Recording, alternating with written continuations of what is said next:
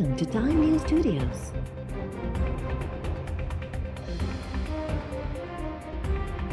You are watching 1 PM Bulletin. हुकूमत मुखालिफ इत्तेहाद PDM अॼु सवात में सियासी ताक़त जो मुज़ाहिरो कंदो। ग्रासी ग्राउंड में जलसे जूं तैयारियूं मुकम्मल, कारकुननि जी आमद जारी। मौलाना फजल रहमान, नून लीग जो सदर शहबाज शरीफ ऐं ॿिया अॻवान ख़िताब कंदा। मरियम औरंगज़ेब मौजिब शहबाज शरीफ बालाकोट मां रैली जी क़यादत कंदे जलसेगाह पहुचंदो। इंतज़ामिया जलसे जी इजाज़त ॾियण खां इनकार करे छॾियो। डिप्टी कमिश्नर सवाद जो चवणु आहे त ज़िले में दहशतगर्दी जो ख़तरो आहे। कोरोना सबब अवामी मेड़नि ते बि पाबंदी आहे।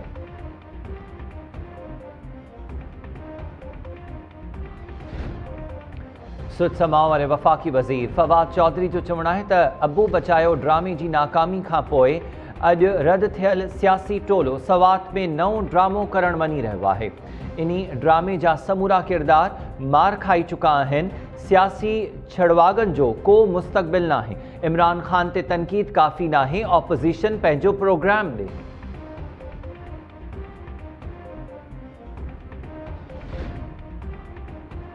थरकोल ब्लॉक 2 में सिक्योरिटी गार्ड्स जे तशद्दुद में क़त्ल थियल पोर दो भील जे वारसनि जो इस्लाम कोर्ट में थरकोल मिठी रोड ते ॿीहर धरणो। भील बिरादरी जा माण्हू ऐं सिविल सोसाइटी जा नुमाइंदा बि धरणे में शरीक। धरणे में औरतुनि ऐं ॿारनि जो बि वॾो अंगु शामिल। थरकोल ब्लॉक 2 जे सवें पोरियतनि ऐं ड्राइवर्स तरफ़ां बि कम छॾ हड़ताल। दो भील जे वारसनि जवाबदार गिरफ़्तार करण वारो वाइदो पूरो न करण ते SSP थरपारकर खे हटाइण जो मुतालबो करे छॾियो।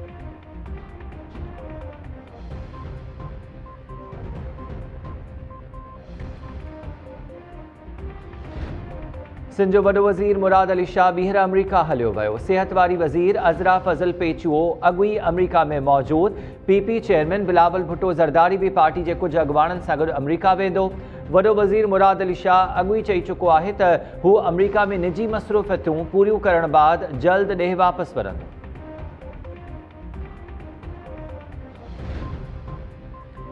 सईद गनी नैब में अची ॿुधाए त फरहान शरला केरु आहे। कराची में ज़मीनुनि ते कब्ज़े लाइ ॾांद खे आज़ादु छॾियो वियो आहे। ऑपोज़िशन लीडर हलीम आदिल शेख जी सूबाई वज़ीर सईद गनी ऐं पीपल्स पार्टी ते तनक़ीद। हलीम आदिल शेख चयो त नैब जे अमले में शामिल ज़मीर अब्बासी पीपल्स पार्टी जो फ्रंटमैन रहियो। सिंध सरकार मुंहिंजे ख़िलाफ़ नैब में दरख़्वास्त ॾिनी। गिरफ़्तार करिणो आहे त भले करियो, फ़रार न थींदुसि। मूं पंहिंजी 4 एकड़ ज़मीन इलेक्शन कमीशन में डिक्लेयर कई आहे। ज़मीनुनि ते कब्ज़ा साबित थियनि हा त अॼु जेल में हुजां हा।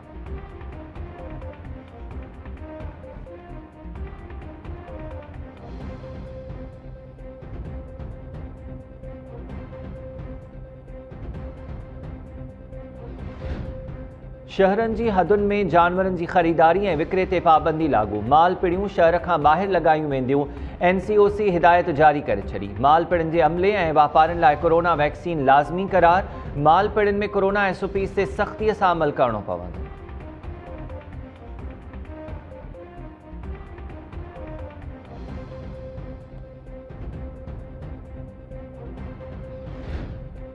चीन मां साइनोफॉर्म वैक्सीन जा वधीक 7 लख डोज़ पाकिस्तान पहुची विया। 13 लख डोज़ जी खेप बि अॼु इस्लामाबाद पहुचंदी। NCOC मूजिबि चीन मां 20 लख वैक्सीन सूमर ऐं अरबा ते बि अची वेंदी। इस्लामाबाद में अमरीकी मॉडर्ना वैक्सीन लॻाइण जो अमल शुरू। सुभाणे खां समूरे मुल्क जे वैक्सीनेशन सेंटर्स ते मौजूदु हूंदी।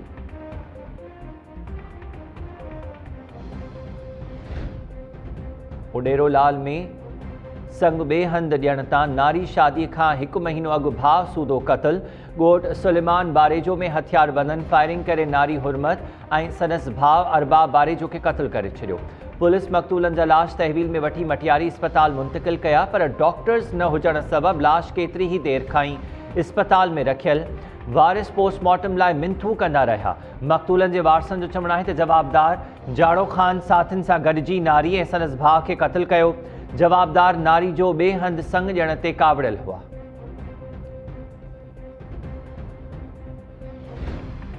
खैरपुर जे शहर कुंभ भरिसां पुराणी दुश्मनीअ तां रिटायर्ड पुलिस एहलकार पुट सूदो क़त्ल। शाही बाज़ार में हथियार बंदनि फायरिंग करे रिटायर्ड पुलिस एहलकार इमदाद गोपांग ऐं संदसि पुट इमरान गोपांग खे क़त्ल करे छॾियो। पुलिस मूजिबि लॻे थो त वाक़ियो पुराणी दुश्मनीअ तां पेश आयो आहे। मुतासिरनि तरफ़ां केस दाख़िल कराइण बाद वधीक कार्रवाई कई वेंदी।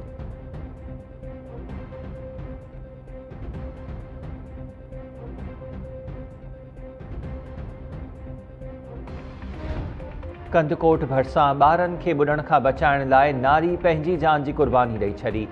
ज़ोरगढ़ शाख वटि रांदि कंदे 3 ॿारड़ा शाख में किरी पिया। 13 वरनि जी शफ़िया गोलो 17 वरनि जी शफ़िया गोलो ॿारनि खे बचाइण लाइ शाख में टपो ॾेई छॾियो। मक़ामी माण्हुनि 3 ॿारनि खे बचाए वरितो। नारी शफ़िया गोलो जो मड़ कढियो वियो। फौती नारी जो लाश घर पहुचण ते कोहराम मची वियो।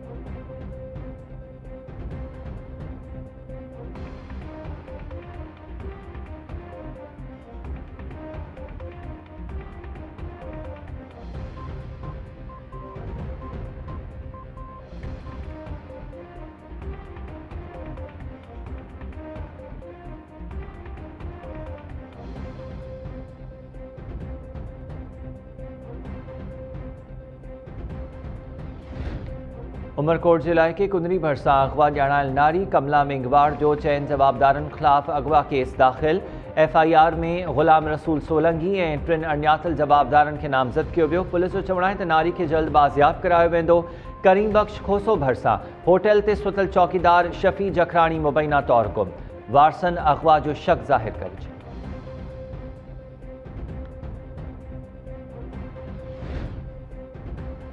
बदीन जे इलाइक़े कढण में सिमनालनि जी खाटरी न थियण ख़िलाफ़ समी ॻोठाणनि जो प्यादल मार्च बाद प्रेस क्लब आॾो धरणो। ॻोठाणनि ॿुधायो आहे त 1R ऐं 5R सिमनालनि जी खाटरी न थियण सबबि सख़्त परेशानियूं भोॻे रहिया आहियूं।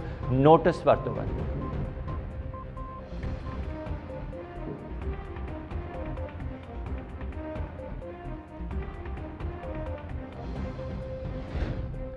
उमरकोट में नांग बलाउनि जो आज़ार घटि न थियो। मुख़्तलिफ़ इलाइक़नि में वधीक 8 ॼणा कखिजी विया। सिविल अस्पताल इंतज़ामिया मूजिबि महीने दौरान 43 ॼणा नांग जे कखिजण सबबि ज़ख़्मी थिया।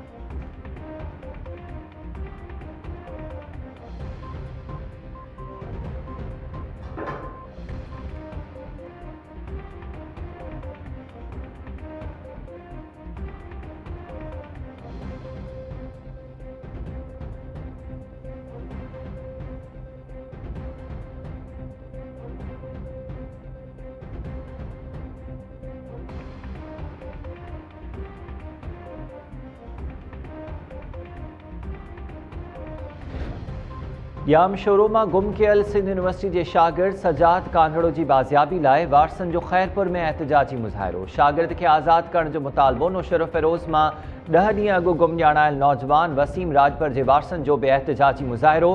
पुलिस ते मदद न करण जा इल्ज़ाम।